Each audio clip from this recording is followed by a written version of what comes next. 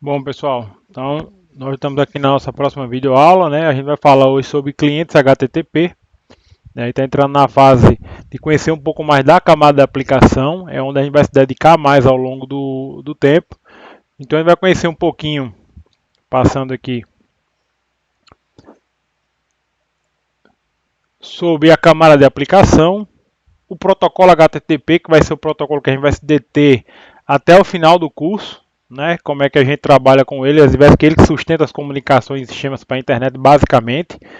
Né? Claro, tem outros, obviamente a gente vai ver alguns protocolos aqui da camada de aplicação, mas o HTTP vai ser o principal que a gente vai trabalhar nessa disciplina até o final. Depois a gente vai ver aqui dois exemplos, né? Como é que a gente escreve cliente HTTP em Java e em Python. A gente vai fazer só uma simulação, né, de como eu escreveria um cliente, por exemplo, para ele se autenticar numa página de internet que tem um formulário. Tem um form, você precisa se autenticar nele através de uma aplicação, né, sem ser visualmente. Como é que você submete uma requisição HTTP para fazer essa autenticação? A gente vai utilizar um site chamado HTTP Bin. Ele é um site só para você brincar com essa questão de protocolo, ele gera resposta, é bem legal de usar. Você pode também usar localmente, mas a gente vai usar uma versão que está na internet, tá bom? E como é que a gente faz isso em Java e em Python, como eu combinei com vocês, vou fazer o possível para todas as partes teóricas que a gente for utilizar na demonstração mostrar em Java e mostrar em Python, tá bom? Bom, na camada de aplicação, né, vocês estão vendo aqui tá o nosso protocolo, nossa pilhazinha do modelo TCP/IP, tá certo? Até então a gente tinha trabalhado aqui na camada de transporte, né, um nível anterior, basicamente trabalhando com sockets, né, TCP UDP, e agora a gente passa a trabalhar aqui na camada de aplicação, né? Então a camada de aplicação ela é responsável pela comunicação entre programas e protocolos de toda a arquitetura TCP/IP. Então é aqui que as aplicações dos softwares eles vão fazer a sua conexão. Claro, como vocês viram, a gente pode programar em mais baixo nível, né? Principalmente aqui no nível TCP UDP. Aqui está o DP, está errado aqui, mas é o DP, tá certo? Que você vai ter aqui. E aí você tem toda a estrutura de recebimento, né, requisição e resposta. Né? Isso é alguns protocolos que você vai ter aqui na camada da aplicação. Tá? Então, por exemplo, quando você abre no navegador, que você entra em uma página, você gera uma requisição através do protocolo HTTP. Então, por isso que todo site, quando você vai entrar, ele tem HTTP ou HTTPS, né, que é o protocolo HTTP seguro, para você se comunicar com o site. Ou seja, como vocês sabem, né, protocolos determinam, eles estabelecem as regras de um padrão de comunicação. Então, é um acordo em que as partes sabem como elas vão proceder. Então isso facilita a comunicação. Toda a estrutura da internet, como vocês já viram no passado, em outras disciplinas na área de redes do curso, ele é todo estruturado em termos de protocolo, porque o protocolo é que diz, eu posso ter implementações distintas, mas na hora que eu tenho uma regra bem clara, bem definida, é mais sim as aplicações, as pessoas, enfim, todo mundo consegue se comunicar melhor. Então, considerando a diversidade de elementos que eu tenho numa arquitetura, os protocolos eles são fundamentais para poder estabelecer, né, esse padrão de comunicação. E aí dentro da camada de aplicação, a gente tem aqui alguns protocolos, tá certo? Do modelo TCP/IP. Alguns desses aqui vocês já viram, né, meio que sem saber. Também tem alguns que não estão aparecendo aqui, como SSH. Aqui foi só uma figura de exemplo para mostrar. Mas você tem diversos protocolos, por exemplo, o FTP, que é para você fazer transferência de arquivo. Não quer dizer que é a única forma. O próprio HTTP ele pode entregar um arquivo como um recurso, um objeto. SMTP para envio de mensagens. POP e IMAP para receber mensagem de e-mail. Então, toda a parte de e-mail, de mensagem de e-mail, ela está toda alçada aqui. Então, tudo que é e-mail, de uma forma ou de outra, tá aqui dentro. Tá? Então, e-mail é aqui. Tá? Então, e-mail, só para terminar aqui, para não ficar tão feio, e-mail é tudo aqui. Tá certo? O principal protocolo que a gente vai trabalhar aqui é o HTTP, Hypertext Transfer Protocol, né, que é a transferência de hipertexto. O padrão desse hipertexto seria o HTML. né, que você já conhece. O HTML é justamente disso, né? Hypertext Markup Language. Então, todos os seus sites, todos os sites que existem, eles estão escritos em HTML. Vocês já viram isso lá no passado, que você tem essa versão. O DNS, o Domain Name System, que é o que permite vincular um endereço de internet que é mais inteligível para um usuário, vincular isso a um IP. Né? Lembra lá na minha pilhazinha do IP, é o que permite identificar suas máquinas, servidores, dispositivos dentro de uma rede ou da rede mundial de computadores.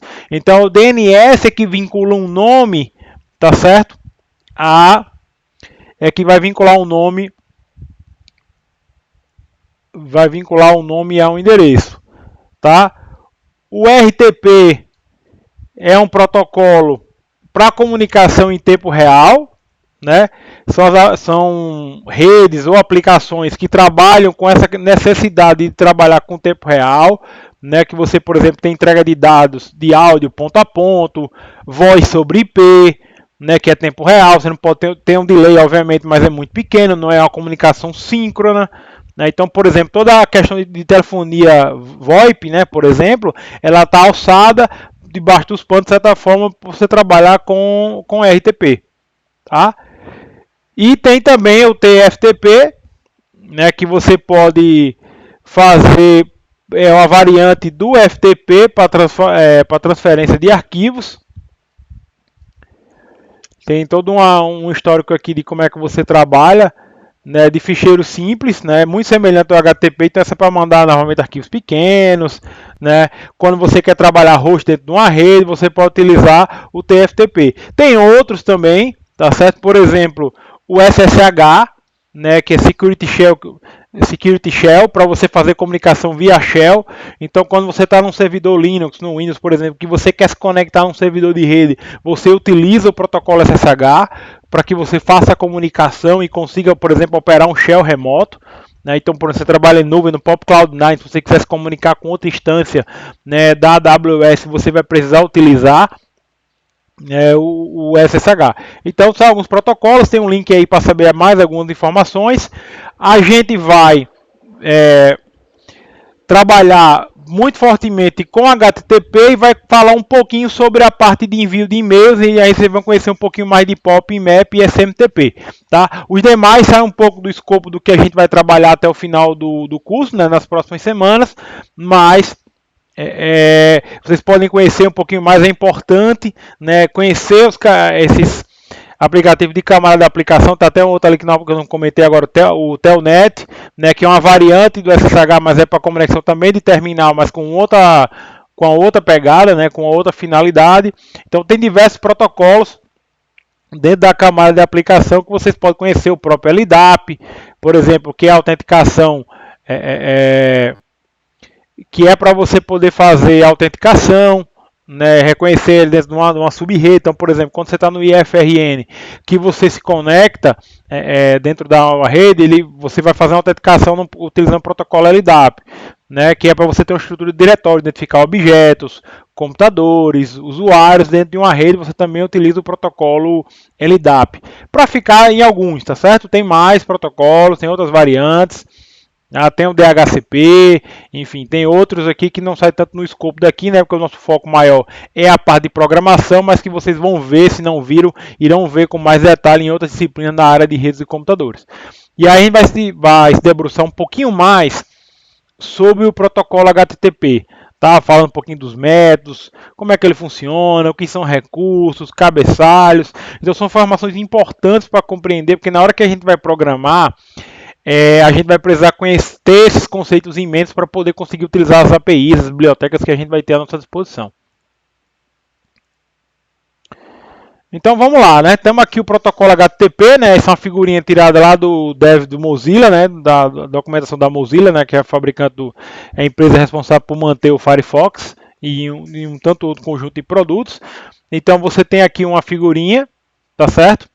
Que você mostra que você tem um símbolo aqui da internet, só para a gente ficar mais claro aqui. Então você tem aqui o símbolo da internet, né? Então tá aqui dentro a comunicação, e eu tenho aqui o meu documento, o meu Hypertext Document, tá certo? Que vai estar aqui dentro, E esse documento aqui, ele pode requerer outros recursos. Então, esse documento, para o protocolo HTTP, ele é considerado como um recurso.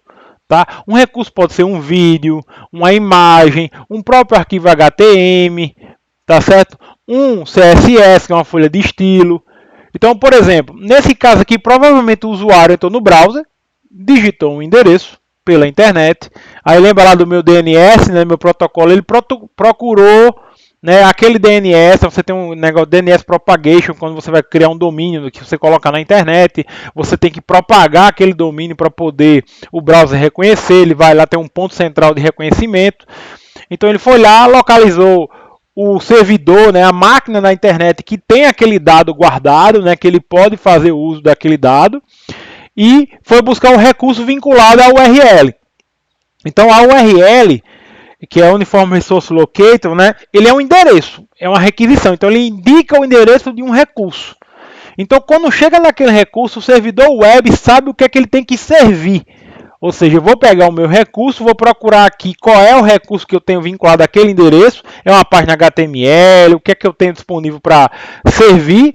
Eu vou servir isso via internet. E esse recurso que ele foi servido, ele pode também requisitar, necessitar de outros recursos.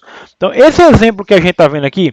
Então, por exemplo, eu digitei www.ifrn.edu.br. Vocês vão lá ver aquela página inicial do IFRN. Né? Então, os elementos que estão lá disponíveis, eles são servidos. Então, só para a gente entender até um pouquinho melhor a lógica, tá? Eu estou aqui com a página aberta só para mostrar para vocês. Então, eu estou no meu browser, edu.br. Então, o que acontece? Esse aqui, ó, na hora que eu cliquei nesse endereço, né, que eu vim aqui, portal ifrnedu.br, ele foi procurar no servidor DNS, tem na rede, que você propaga, qual era o servidor que serve, que me entrega esse conteúdo aqui. Então ele vai no servidor e vai localizar um recurso. Esse recurso aqui é todo esse HTML que está aqui, estruturado, que ele foi gerado. Né? Se você pedir para visualizar, para inspecionar, né, aqui no Chrome, ele vai mostrar aqui toda a estrutura. Então, tudo isso aqui que está aqui dentro, que está sendo exibido aqui, tá certo? Isso aqui tudo foi tudo retirado, tá? Ele foi todo retirado do servidor. Então, o servidor entregou isso aqui para cá, para poder o meu browser conseguir renderizar de forma adequada o meu conteúdo. Então, é toda a estrutura que aí, quando você desenvolve aplicações web, você vai gerar, né, todos os elementos que estão aqui. Então, tá aqui tem uma classe, aqui no CSS. Esse recurso aqui ele pode requerer imagens. Então, tá aqui uma listazinha ordenada. Ó, camp aqui, ó, tem um link relativo para eu acessar aqui um campo específico, processo seletivo, enfim. Tem diversos recursos que estão aqui, ó. Tá aqui uma imagem, então isso aqui é um recurso. Qual é a fonte, ó? Aqui já está como caminho absoluto, então aqui ele recuperou essa informação. Então, quando você faz uma requisição HTTP, ele vai no servidor e devolve alguma coisa. Nesse caso aqui, ele devolveu um hypertext, né, que é um HTML, tá? Que eu vou poder navegar, vou poder utilizar para trabalhar com ele. Tá? Então é o seguinte. Então, esses documentos eles são trocados, né? Pode ser compostos de diversos documentos. E aí uma palavrinha, duas palavrinhas que vocês não vão esquecer mais daqui para o final da disciplina é request response. Tá? Então, quando eu mando uma mensagem, quando eu digitei há pouco tempo www.ifrnedu.br, eu fiz uma requisição, eu fiz um request. Tá certo? Um request para o meu servidor, né, no caso para processar, pedindo a página inicial do portal do IFRN. Então essa requisição vem do inglês, chama de request, tá? E o servidor me deu uma resposta que a gente vai chamar de response, tá? Eu estou falando isso porque todas as APIs que a gente vai ver aqui, tanto o HTTP Clients do Apache, que é para o Java do projeto Apache, como a biblioteca request do Python, eles fazem uso dessas expressões request response para a gente poder compreender o que cada um como é que funciona cada situação dessa. Tá? Então, ó, o que é que tem aqui, ó? Aqui que ele está falando, ó, se você tiver um proxy server, né, que ele é um representante, né, então ele pode se passar, né, fazer um intermediário nesse sentido. Então normalmente você tem um cliente, você se comunica com um proxy server. No caso aqui, eu vou me comunicar com o proxy server do meu provedor de internet. Então quem efetivamente vai fazer a requisição para mim na internet é o meu provedor, quando eu estou conectado. Mas eu preciso me comunicar com ele para poder fazer a requisição. Tá certo? Então essa figurinha aqui, ela representa um fluxo de forma geral, né? Como é que funciona o protocolo HTTP, tá? Então o servidor vai receber a requisição, página HTML, página web recebe documento HTML, né? E proxies são representantes que podem ficar entre o navegador e o servidor web, por exemplo, nosso provedor de rede, porque eu não tenho uma ligação direta, eu não saio da minha máquina direto para o provedor sem passar por alguém. Então tem todo um conjunto de proxies, né, que eu passo. Um servidor ele pode estar replicado para reduzir latência, por exemplo, a Netflix trabalha com isso. O que é que ela faz, Netflix, por exemplo, só para dar um exemplo para vocês, para o vídeo ser mais rápido. Como uma determinada aí, inclusive eles têm alguns acordos com alguns provedores. Eu sei que com a Cabo Telecom eles têm, eu não me lembro se com a Net Claro tem, mas alguns deles têm. Mas, por exemplo, na Cabo Telecom, o que é que eles fizeram lá para poder ser mais rápido? Então, quando você entra na Cabo Telecom, você assiste um filme lá num seriado qualquer, na Netflix, aquela requisição, né, que vai passar pelo servidor da Cabo para poder chegar no servidor da Netflix, quando ele percebe que aquele recurso vai ser reusado, então ele salva meio que uma cópia, né, num servidor local da Cabo, que aí ele mantém um cache, né, desse recurso, para que na hora que você fizer a requisição, ele já recupera do próprio servidor da Cabo. Então ele não precisa gerar uma nova requisição para o servidor da Netflix. Então tem uma estrutura de proxy de replicação que facilita esse processo. É uma coisa bem interessante. Não é o nosso caso aqui, sempre a implementação de alta disponibilidade, não vem ao caso, mas é para vocês poderem conhecer da melhor forma, tá certo?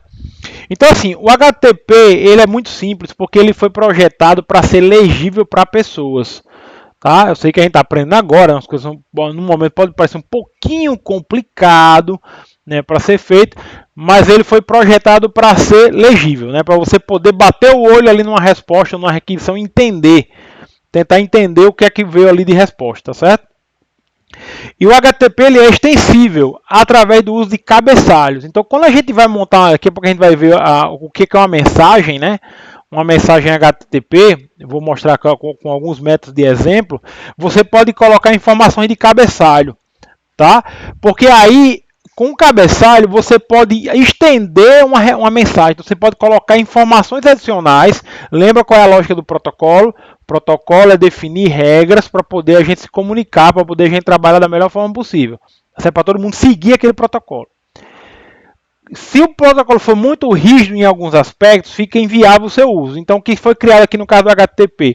Permite que você inclua cabeçalhos, pense como informação. Uma tag é uma chave par valor, né, que você diz um nome e diz um valor, que você pode colocar dentro da sua requisição. Com isso, quem recebe aquela mensagem, claro que quando ele recebe a mensagem, ele precisa saber que existe lá aquele cabeçalho, senão ele também não vai fazer a menor ideia do que tem que ser feito. Mas se você combina de forma antecipada o que é que vai vir num cabeçalho, você pode colocar mais informação do que a versão original do protocolo HTTP.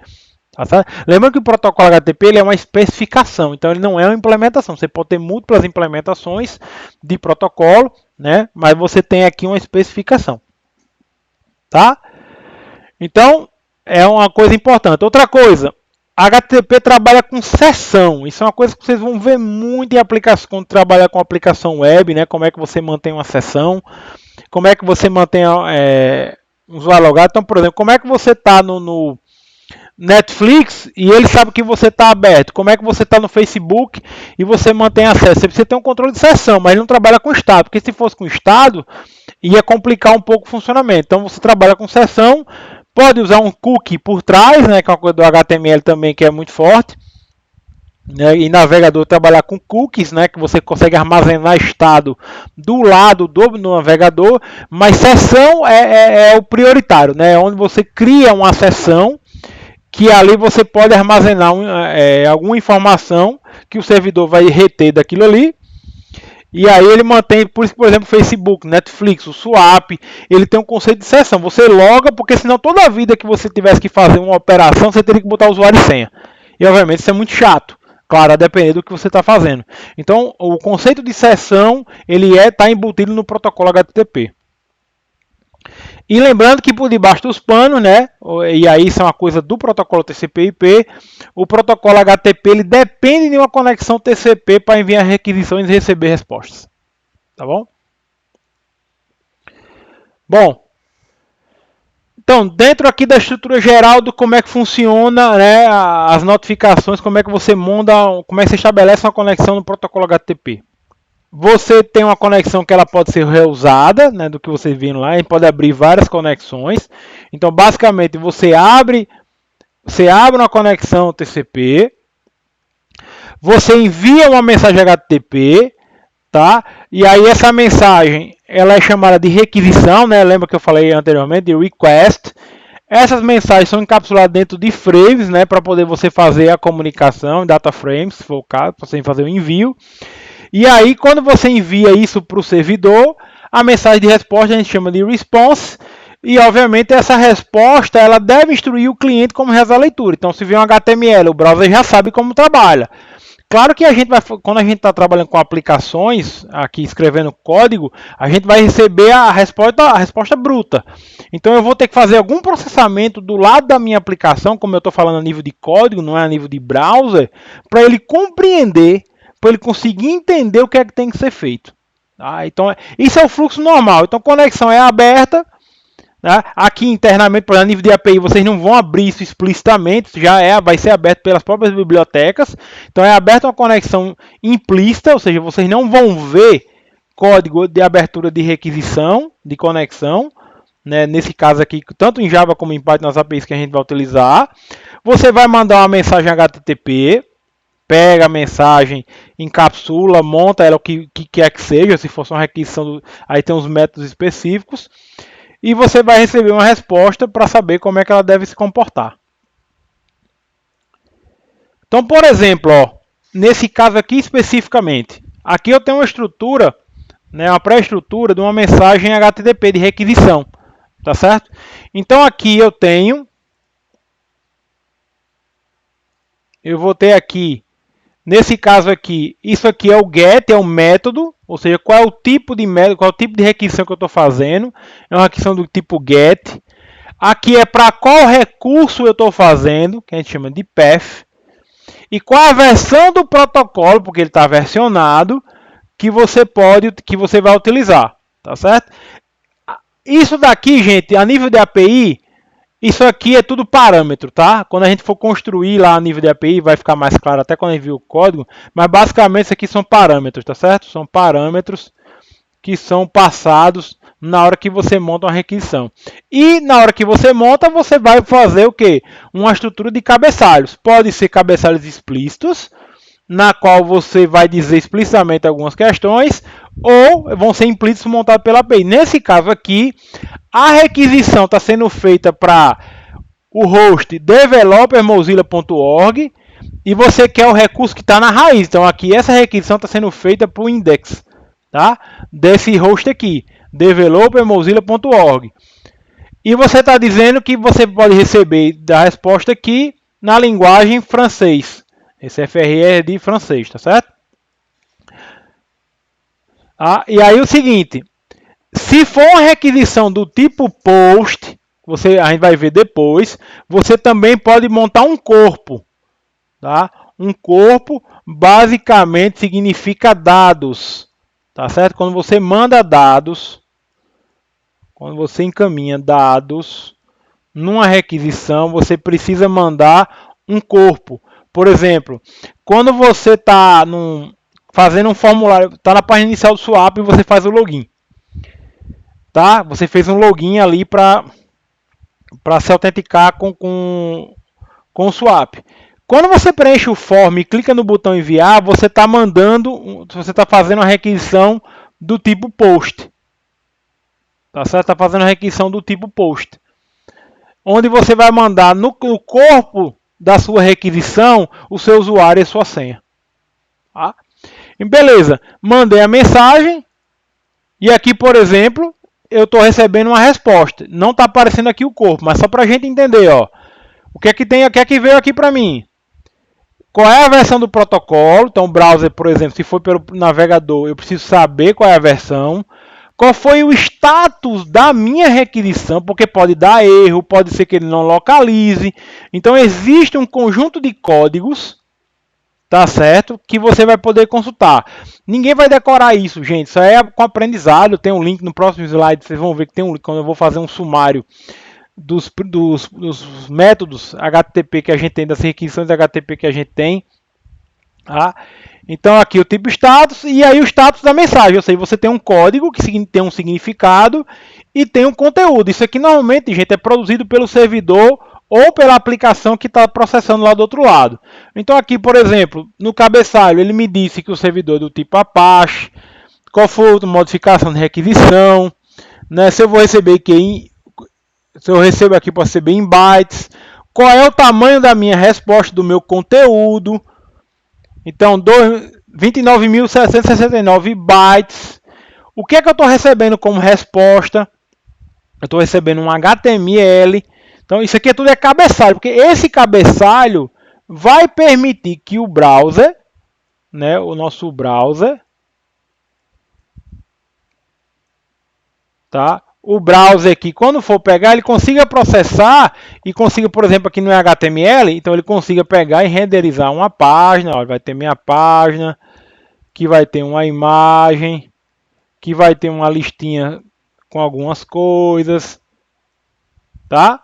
Da forma como for combinado. Aqui não está aparecendo, mas normalmente uma requisição ela tem um corpo, ela vai ter um body. Tá certo? Parece até o body lá do HTML, porque o conceito é muito parecido. Então vai ter um body. Tá? Esse body é o conteúdo da sua resposta. É o que veio dentro da resposta que você vai poder, que você vai utilizar. Tá certo? Então aqui, gente, a gente tem vários métodos HTTP. Tá certo? O get, o head, post, put, delete, connect, option, trace, patch. Tem um método aqui, o detalhamento está nesse link para vocês estudarem. Eu vou gastar um pouquinho mais, vou explicar basicamente esses dois aqui, ó, o método get e o método post, que são os mais comuns, principalmente em aplicações web. Eles são os principais, né, que você trabalha nessa requisição, tá certo? Então, ó, aí tem aqui um pouquinho da diferença, ó. Tá certo? O que é qual é a diferença de cada um deles, ó? Aqui são os RFC, né? É onde está a especificação de cada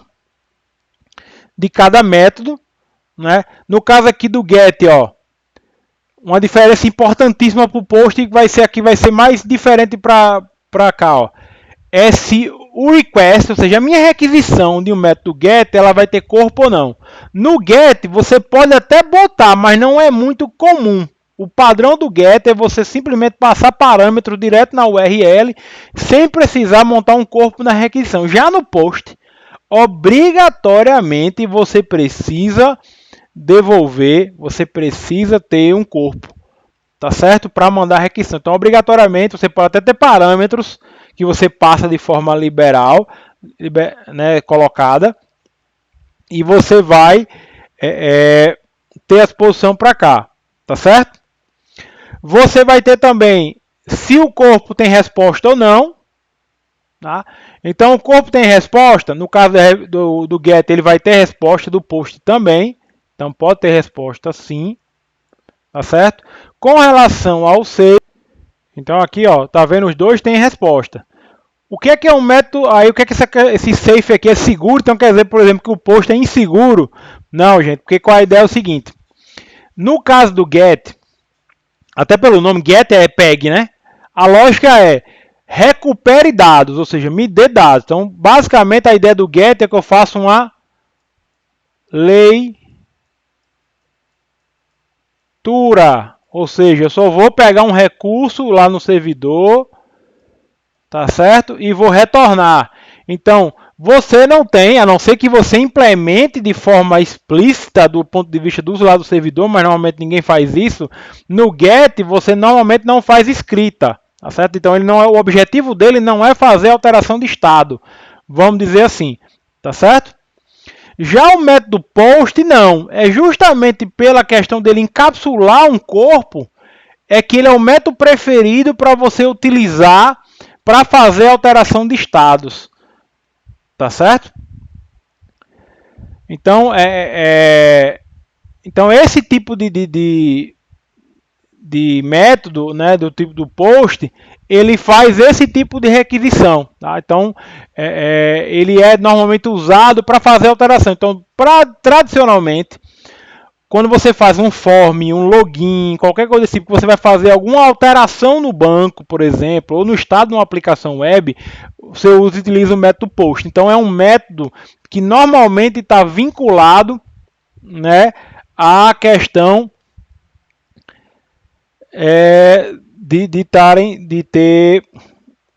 de um método estar fazendo alteração. Outra questão importante é aqui essa questão do idempotente, né, que tem aqui o que está escrito aqui, né, de você fazer essa questão. O que é que isso quer dizer, né? O que é que quer dizer o idempotente aqui nesse idempotente, né? É dizer o seguinte, que uma requisição feita, que é dita idempotente, significa que várias requisições ela terá o mesmo efeito de uma única requisição. Ou seja, se eu mandar 10 gets para um mesmo recurso, né, ele vai ter o mesmo efeito de eu mandar um, tá certo? Agora, normalmente numa requisição, por exemplo, do tipo post, ou connect, ou patch, que são um pouco de lá, mas ficando aqui especificamente entre o get e o post, tá? O que é que isso quer dizer? Quer dizer que você vai, se você mandar vários posts, a probabilidade é que você não tenha o mesmo resultado no processo, diferentemente do meu get, tá certo? Por fim, a questão aqui se ele pode permitir cache ou não, tá? As nossas principais métodos específicos você vai poder fazer um cache. Tá certo? Como eu disse, o nosso foco central vai ser aqui entre o get e o post. Aplicações web basicamente trabalham com esses dois tipos de métodos, mas é importante que vocês conheçam os demais e façam a leitura aqui nesse link que está disponível para vocês. Bora lá. Então agora nós vamos mostrar um pouquinho de código, tá certo? Para vocês entenderem aí como é que funciona, basicamente. Então, o que é que eu vou fazer agora? Nós basicamente vamos fazer um cliente em Java e um cliente em Python, tá? Que ele faz um método, ele submete uma requisição POST, tá? Uma requisição HTTP do tipo POST, a um site para simular o login em uma página inicial. Ao receber a resposta, vamos exibir o HTML, não vai ser nem HTML, esse site que eu estou mostrando aqui, ele vai exibir na verdade um JSON. Aí vocês vão ver lá, eu vou mostrar para vocês aqui a pouquinho. E a gente está simulando aqui a submissão de usuário e senha, né? O código está disponível aqui no GitHub, tá certo? Aqui o meu repositório, vocês podem pegar o código lá, está prontinho para vocês usarem. Vamos começar com Java, que é o mais complexo. Aí a gente vai utilizar a biblioteca aqui HTTP Clients da Apache, depois a gente vai fazer com Python. Então vamos aqui. Então, também tem um pacote interno, gente, um pacote JavaNet, que dá para trabalhar com HTTP, mas sendo que ele é muito mais complexo para trabalhar, é horroroso. Tá? Isso nas versões até a versão 1.8. A versão 1.9 do Java já tem o Java HTTP Client, é bem mais alto nível. Tá? Mas a gente vai trabalhar aqui porque no Cloud9 a gente está com o Java 7 instalado. O Java 1.9 pode ter algumas incompatibilidades. Então a gente vai trabalhar com essa biblioteca aqui, tá certo? Mais sofisticada aqui, que é o HTTP Client, né? Tá aqui o endereço, né? É http://combo.org. Para usar dentro do Cloud9, a gente vai precisar usar o Maven, que aí, assim, a desvantagem de usar o, vamos dizer assim, o Cloud9 aqui especificamente para Java, é porque o processo de compilação é um pouquinho mais chato, porque tem a questão das bibliotecas, de referência. Então o ideal é que você trabalhe com Maven para gerenciar, para você gerenciar dependências, né? O processo de compilação é bem mais simplificado, tá certo? Tem um tutorial disponível de como configurar o seu ambiente. Eu sugiro que vocês façam o passo a passo desse ambiente especificamente. Mas eu vou entrar agora, vou abrir lá o meu código, já está pronto, e vou explicar para vocês um pouco do que eu construí. Bora lá? A gente vai entrar aqui na nossa aplicação. Tá? Então eu estou aqui com a minha páginazinha aqui aberta, lá do meu Vocarion aqui, né, do AWS Educate. Dei um refresh aqui só para garantir que a sessão está aberta. Já tem uns créditozinhos, acho que dá para terminar a disciplina.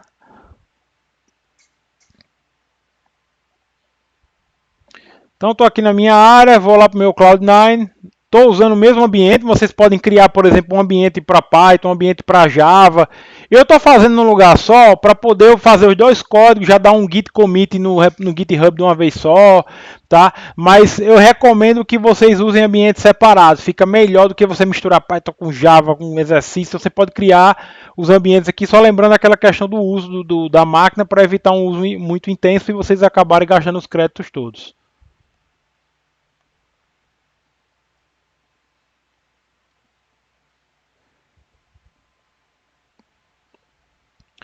Então ele está aqui carregando, né, vai carregar aqui porque está religando a minha máquina que estava paralisada para ter a economia.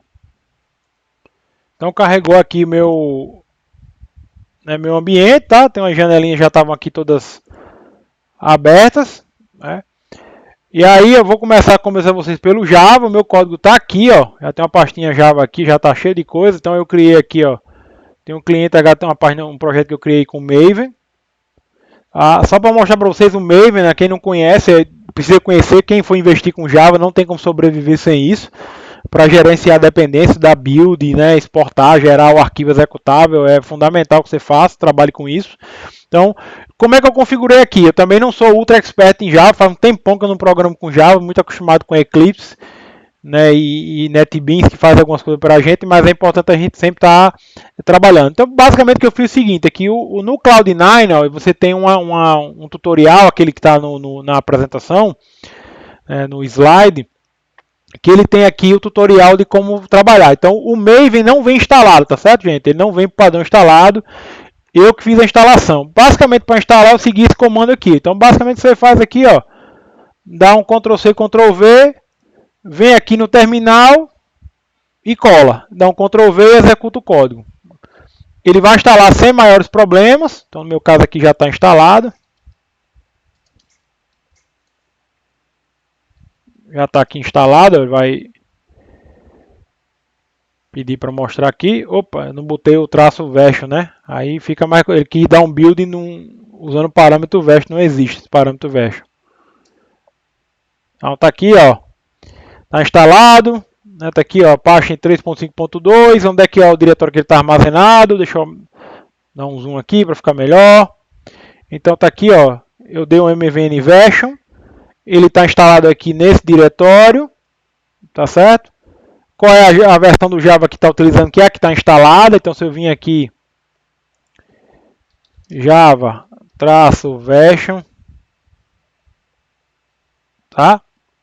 Então, ó, vai bater aí, ó, que é o ambiente que eu tenho, ó, é o Java OpenJDK, que está instalado. Tá? Então tá aqui, sistema operacional, então meu Maven aqui tá todo bonitinho, tá todo instalado. Sair do zoom, voltar para aqui, ó. E aí eu usei esse comando aqui, gente, que ele gera uma estrutura de diretório de arquivos, ó. Vou dar um outro zoom aqui para ficar melhor, mas vai estar, é só você seguir isso aqui, ó. Então, basicamente, eu usei isso aqui, que ele gera uma estrutura de diretório, ó, do Maven, porque para você compilar, executar, fazer tudo bonitinho no Maven, você precisa ter essa estrutura aqui. E ele já gera o arquivo pom.xml, né, que é onde vai ter a configuração de build, de compilação. Então, basicamente, o que você faz aqui, você usa esse archetype generate, que é para gerar esse arcabouço. diz qual é o ID aqui. Então, por exemplo, no meu caso, eu botei br.http.ifrn. Diz o nome aqui, Artifact ID, que é o nome da aplicação. Né? Bota o nome que você quiser. Então, usa o Archetype Quick Start, porque você usa um modelo padrão para criar. E se você quer que você vá interagindo no momento da criação. Então, quando executar esse código, tá certo? Ele vai criar aqui uma estrutura parecida com essa daqui, ó. Que vai estar aqui colocado. Então, só para mostrar para vocês, eu não vou trabalhar no código em cima, eu vou copiar aqui. Ctrl 4 aqui para voltar. Então, eu estou aqui na minha pastinha. Eu vou criar uma pasta só para testar, ó. Make_d. Ctrl 4 aqui ficar melhor para vocês verem aqui o zoom. Vou criar uma pasta aqui, teste Maven. Vou entrar dentro dessa pasta. E aí vou colar aquele código que está lá, tá certo? Dá um paste aqui. Antes de executar... Opa, eu executei, acabei dando um Enter sem querer. Perdão, eu acabei dando um Enter sem querer aqui. Que era só para mostrar primeiro a execução, tá certo? Mas basicamente, ó, se eu der um ls aqui, ele criou uma pastinha chamada MyApp. Eu vou entrar dentro dela. Tem um arquivozinho já aqui, ó, pom.xml, já está aqui disponível. E aqui onde está o código fonte. Se eu vier aqui na minha IDE, tá? Ele não vai estar aqui porque eu criei, ó, fora tá aqui, ó, MVN, tá aqui no canto certo, ó, MyApp. Se eu abrir aqui, ó, ele vai carregar, tá aqui meu arquivo pom.xml, que é onde consta a minha configuração, não tem basicamente nada por enquanto. E aqui é onde vai estar o meu código Java, tá certo? Que é mais ou menos a estrutura que o Eclipse, NetBeans gera quando ele vai compilar. Então ele gera essa estruturazinha aqui, deve ter um método main, ó, uma classezinha que aqui vai ser o ponto de partida para você executar. Então a partir daqui você coloca suas classes aqui embaixo, né? Pode botar dentro, criar outros pacotes, né? Desde que fique nessa estrutura aqui, porque isso aqui tem que ser estrutura raiz, tá certo? Ó. Tá? Ó, aqui, ó, com .mycompany.app, tá certo? Então você pode até criar subpacotes embaixo, não tem problema nenhum. Pode fazer o que você quiser aqui que ele vai conseguir compilar. Agora o importante é você manter essa estrutura de pacotes aqui para poder ele conseguir compilar depois, tá bom? Então, vou remover aqui rapidinho o zoom. Não vou usar esse código aqui, vocês têm que seguir lá o tutorial para melhorar. Vou voltar aqui, vou remover inclusive isso daqui, rm-fe teste mvn, e vou aqui para a minha disciplina aqui. Isso aqui é meu repositório do GitHub, tá certo? Por isso que está com essa estrutura aqui. Então, ó, eu criei aqui um projetinho cliente HTTP. Vou abrir meu arquivo aqui, ó, pom.xml. Então ele está um pouquinho diferente porque eu segui o passo a passo do tutorial, né? Segui aqui todo o passo a passo que está previsto lá. Então coloquei aqui, ó, a diferença aqui, ó. No caso aqui eu estou dizendo qual é a classe principal, onde é que vai ficar meu método main, naquela classe app. Naquela aqui para o package, para você fazer o empacotamento. E aqui, ó, aqui que vai entrar. Ó. Isso aqui já estava, já gera automaticamente se você quiser fazer teste unitário com JUnit. E aqui é uma coisa que eu precisei colocar, ó, que eu precisei gerar aqui. Okay? Isso aqui é o seguinte, porque a minha aplicação ela vai utilizar essa estrutura, o HTTP Components, né? Então eu preciso dizer que meu aplicativo, a minha aplicação Java, ela depende desse artefato, né? No caso da biblioteca HTTP, tá? Client da HTTP Components para eu poder fazer a instalação. Então basicamente para eu poder achar aqui eu procurei na internet como é que é a descrição Maven para poder importar a dependência. Então eu peguei isso aqui e coloquei aqui dentro, tá certo? Então, uma vez feito isso, eu vou programar meu código. Tá aqui, eu vou explicar o código que eu fiz aqui daqui a pouquinho. Para vocês entenderem aqui o que foi que eu fiz. Aqui é o códigozinho que eu vou brincar. Tá? Mais uma vez, não inventei nada do outro mundo, que é pesquisa na internet e adaptação de código, que é como a gente programa, ninguém sabe nada de cabeça de tudo. Tá? E aí, basicamente, o que vai acontecer é o seguinte. Se eu quiser executar, eu vou ter que entrar dentro aqui da minha estrutura. Tá certo? Vou entrar aqui dentro Então aqui é meu repositório. Vou entrar dentro da pasta Java, né, que tá só para ficar melhor para vocês. Aí dentro dessa pasta aqui, ó, cliente HTTP, tá o meu projetinho, tá certo? Então se eu quiser executar, eu venho mvn package, porque aí ele vai empacotar, vai compilar. Se não tiver compilado, ele compila, tá certo? Ele faz todo o procedimento que for necessário para ser feito. Se tiver algum tipo de erro, ele vai informar se tá com algum erro no código, né? Tá com algum problema. Então, por exemplo, só para dar um exemplo aqui, ó. Então eu vou propositalmente apagar um ponto e vírgula que tinha aqui, certo? Vou salvar e vou dar o mesmo comando, mvn package. Então ele vai fazer o seguinte, ele vai atrás da dependência, vai baixar, vai juntar, vai compilar, fazer tudo. Opa, ele reclamou aqui, ó. No meu arquivo, ó, cliente form, na linha 23 eu estou esperando um ponto e vírgula. Vou aqui na linha 23, ó. Justamente, tá faltando aqui um ponto e vírgula. Então vamos botar o ponto e vírgula. Botei o ponto e vírgula. Vou dar o mvn package de novo. Então o que ele vai fazer? Ele vai compilar tudo e vai pegar todas as dependências e empacotar no arquivo .jar. Porque aí você pode executar, né? Vai poder executar sem maiores problemas. Então como é que eu executo aqui, ó? Java, né? Traço classpath para dizer aqui onde é que está. Aí ele tem uma pastinha aqui chamada target, ó, que é onde vai botar o binário. Então eu chamei aqui de cliente HTTP traço já aqui, que é com as dependências, tá certo? Então, eu vou dizer qual é o meu class path, onde é que vai estar minhas classes, vai estar tudo aqui. Então, esse arquivo já tem tudo. Então, ele jogou dentro o HTTP Client, JUnit, o que eu precisar para rodar está aqui dentro. E eu vou dizer qual é a minha classe. No caso aqui, é br http.ifrn.app. Certo? Então, aqui ele já executou. Então, o exemplozinho aqui, ele pede para eu digitar um usuário. André, senha 123, que não é uma senha de verdade, né? É uma requisição fake que eu estou fazendo. Vou dar um Enter aqui, ó. Aí eu vou aumentar aqui o zoom só para mostrar para vocês o que foi que aconteceu. Então ele executou meu código. Aqui foi a classe que a classe tem um método main. O código está aqui dentro. Então eu fiz a requisição. Isso aqui é a resposta, tá, gente? Isso aqui foi o JSON que veio de resposta, ó.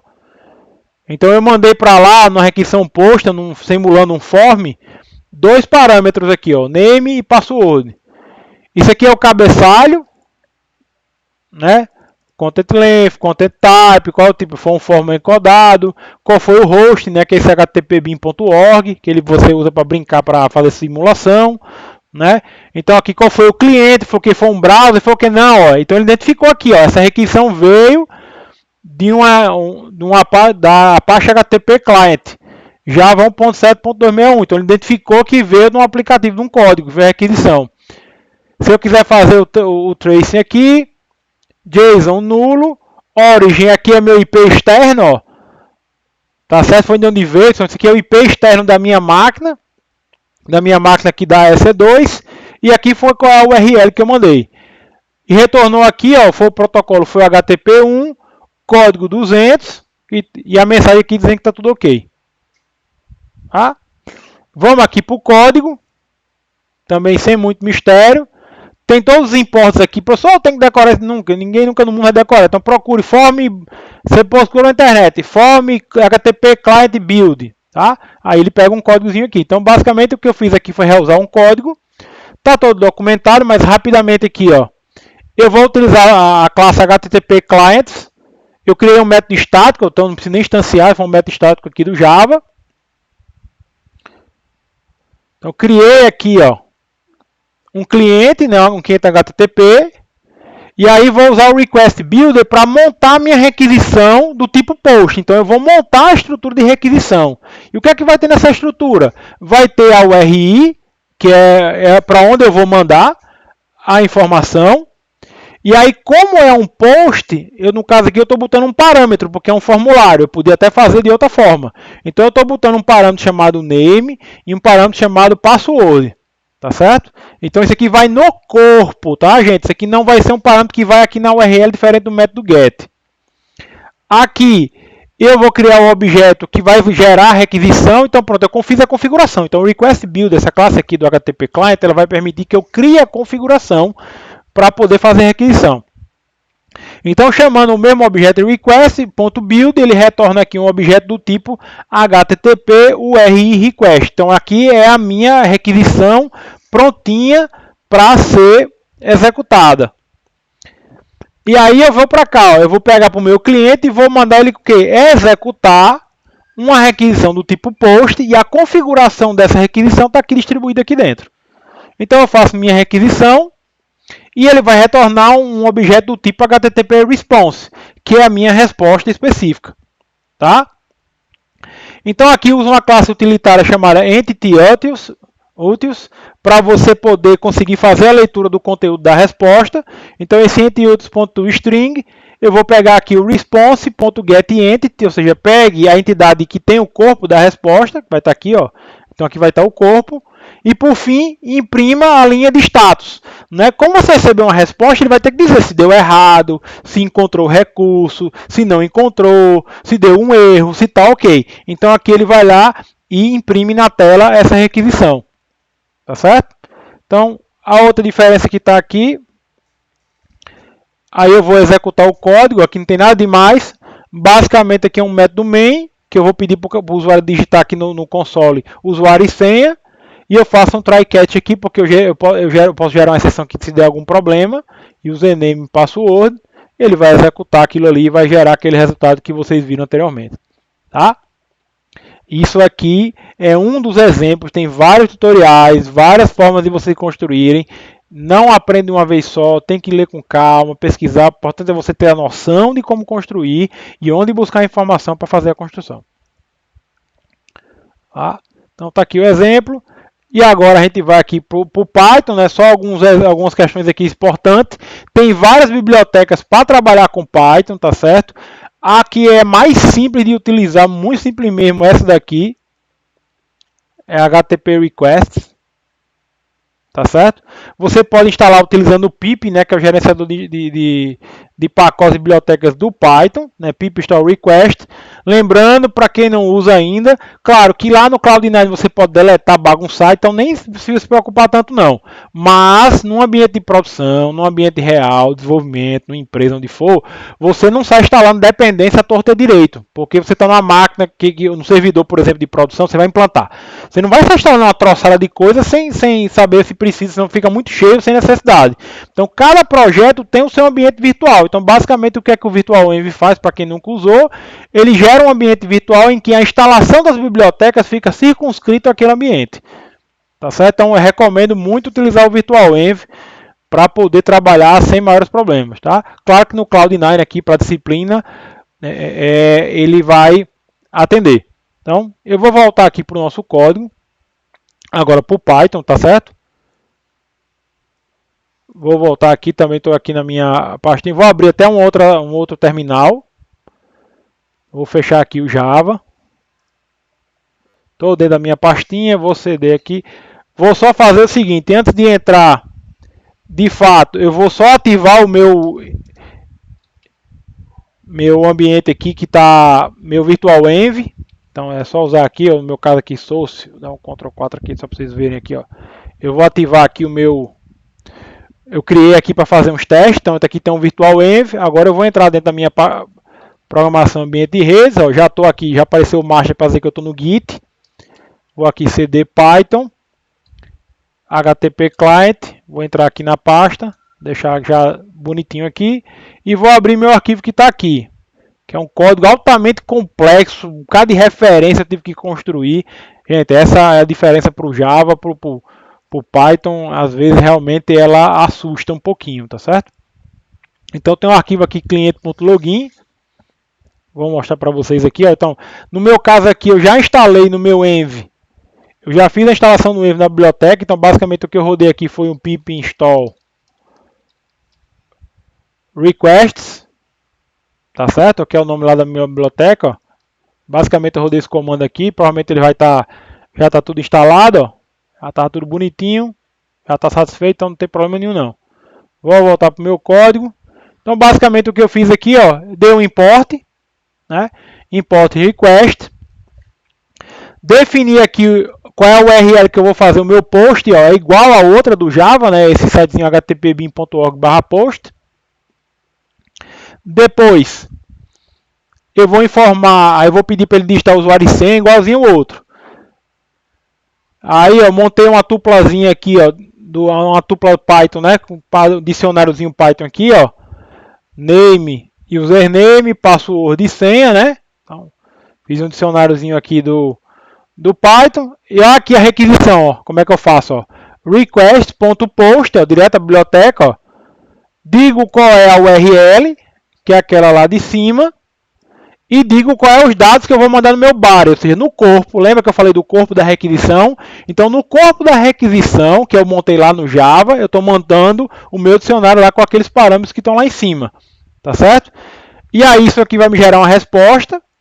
Existe um atributo chamado text desse objeto, então eu fiz response.text, exibe o conteúdo e vou exibir aqui, ó, o código de status e o conteúdo do status, né, a reason, ou seja, a razão da resposta foi que veio na resposta.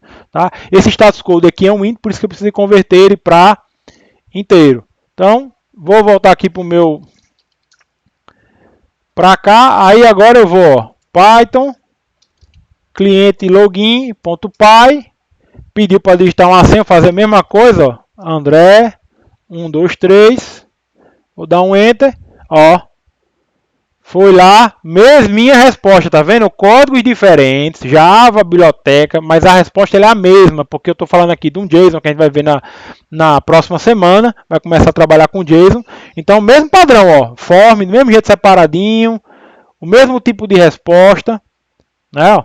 Sendo que aqui, ó, mudou um pouquinho, ó, veja, ó, user agent, ó. Então ele já identificou aqui que foi a biblioteca Python request, ó, a diferençazinha aqui, ó, IP o mesmo, então eu vou voltar aqui no outro, ó, é o IP de origem, de onde partiu minha requisição, tá certo? E qual foi a URL que eu fiz a submissão. Tá ok, gente? Então, lembrem de estudar, dar uma pesquisada. Nessa semana, isso aqui é para demonstração, para vocês entenderem, precisam praticar, tá? Nessa semana o trabalho é um relatório que vocês vão ter que construir sobre as aplicações possíveis. Tá certo? Bons estudos e até uma próxima. Opa. Aí aqui, deixa eu retirar o zoom aqui, por isso que ele ficou aqui. Até mais.